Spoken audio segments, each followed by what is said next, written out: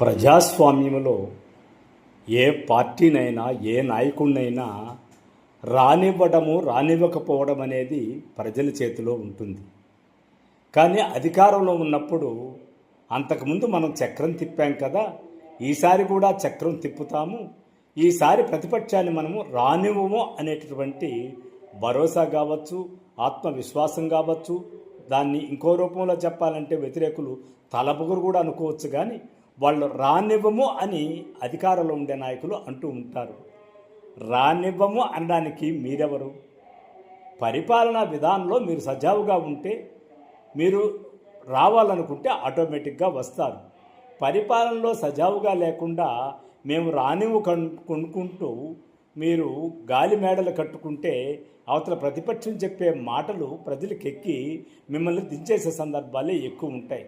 కాబట్టి రానివ్వడము రానివ్వకపోవడం అనేది ప్రతిపక్షం చేతిలో అయినా కొంత ఉండదు, కానీ మీ చేతిలో ఉండేది నిజమే.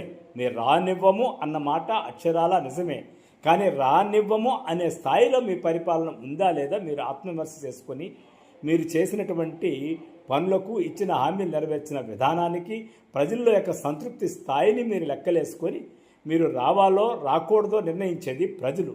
రానివ్వమని మీరు నాయకులు అన్నంత మాత్రాన వారు రాకుండా ఉండేది లేదు. రానివ్వకుండా చేసే శక్తి సామర్థ్యాలు అయితే మాత్రం అధికారంలో ఉన్నప్పుడు ప్రజలకు మీరు సేవ చేసే ద్వారా దాన్ని తెలియజెప్పుకోవచ్చు. అంతే తప్ప రానివ్వని మీరేదో అహంభావ ధోరణితో అంటే ప్రజలు దాన్ని ఒప్పుకోరు. ఎందుకంటే అవకాశం మీకు ఇచ్చినట్టే వాళ్ళకు కూడా ఇచ్చే అవకాశం ఉంది.